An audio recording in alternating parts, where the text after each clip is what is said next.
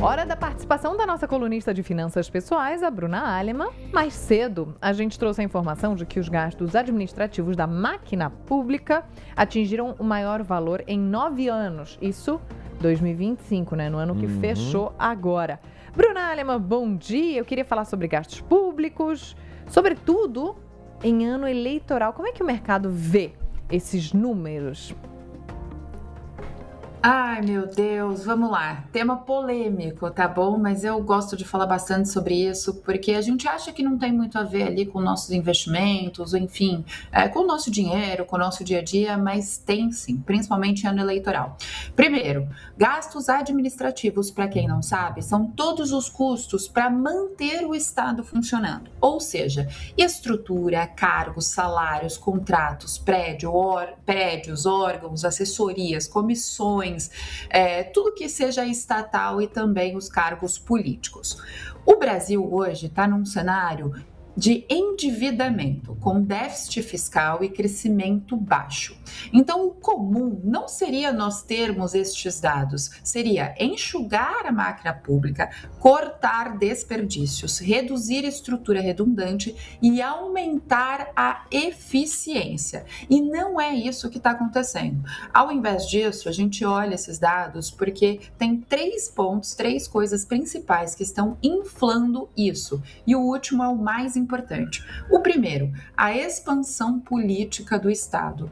Isso quer dizer que tem mais ministérios, mais cargos de confiança, mais estruturas para acomodar a coalizão política e isso acaba não melhorando o serviço. Só está melhorando a governabilidade no Congresso, ou seja, a conversa entre os poderes, entre os governos, mas para eles assentarem e conseguirem administrar melhor, ou seja, de acordo com os seus interesses. Isso acaba inflando muito a máquina pública. Num segundo ponto, a gente tem manutenção de estruturas ineficientes. O que é isso? Criação de órgãos que se sobrepõem, ou seja, um custo a mais, sendo que um órgão poderia cuidar de tudo aquilo, né, com as suas vertentes, programas que passam e não são muito bem avaliados, ou seja, aquele assistencialismo que a gente não sabe a efetividade, e contratos caros e poucos transparentes, ou seja, todos os contratos em relação à federação são pouco revisados, com às vezes até parceiros de longuíssimo prazo, mas ainda ineficientes. O Estado ele acaba não revisando o que não funciona, ele vai acumulando contratos e concessões. E por último, um outro ponto que está trazendo muito esse crescimento da máquina pública, então de um lado você tem uns gastos, né? É como se fosse nosso planejamento financeiro, então seu custo fixo, o que você recebe versus o seu custo fixo está muito grande, esses 2 primeiros pontos trazem muito isso para trazer esse crescimento, né, o maior gasto que a gente tem desde 2016, mas tem um outro ponto que foi muito comum durante esses 3 anos e meio, quase 4 anos, que é o assistencialismo sem a contrapartida estrutural. O que seria isso?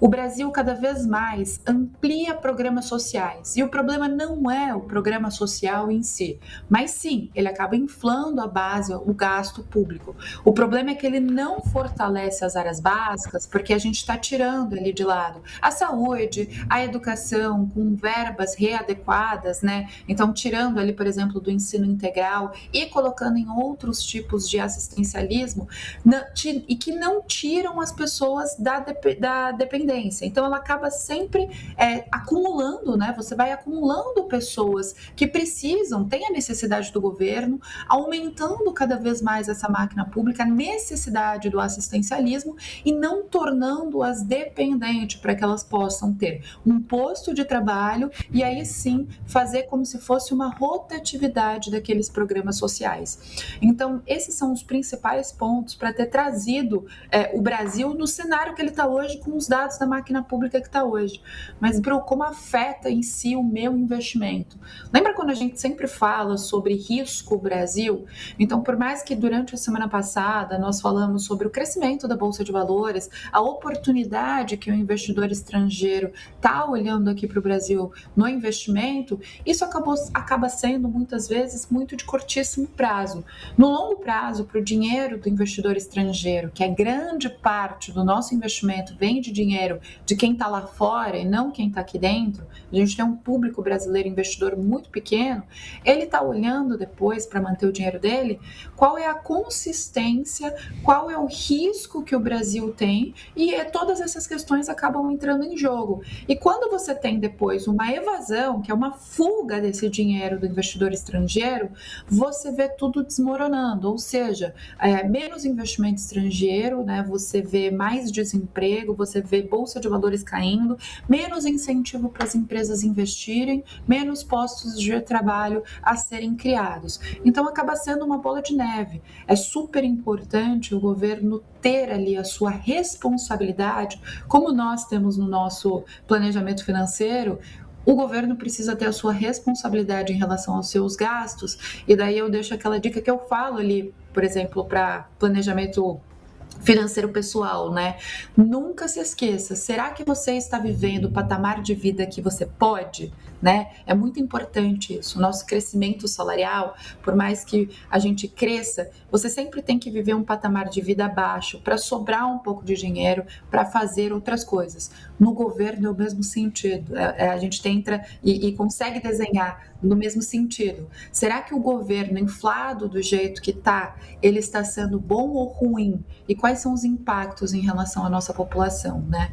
E isso é bem complicado, porque o aumento do gasto público e também da estrutura, logicamente, está muito ligado em relação ao ano eleitoral, porque a gente sabe que existem manobras políticas para que comece aí daqui a pouco, né, todas as propagandas políticas, os apoios e como convencer todo mundo aqui a ganhar determinado lado ou partido ou determinado governo.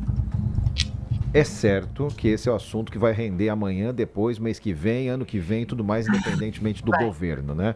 Mas está dada a lição aí, está dada a noção de como essas contas funcionam. Eu acho que o que a Bruna está fazendo aqui é um manifesto antipopulista. Peguei bem, Bruna? Boa. Contra o populismo? Mais ou menos. Não é muito populismo. Na verdade, o que eu gosto de trazer é que as pessoas entendam como funciona, né? Eu acho que o Felipe trouxe bem. Independente de lado, eu acho que nós, daqui do outro lado, nós temos que estar aptos a criticar ou analisar de uma forma inteligente, de acordo com como a máquina funciona, né?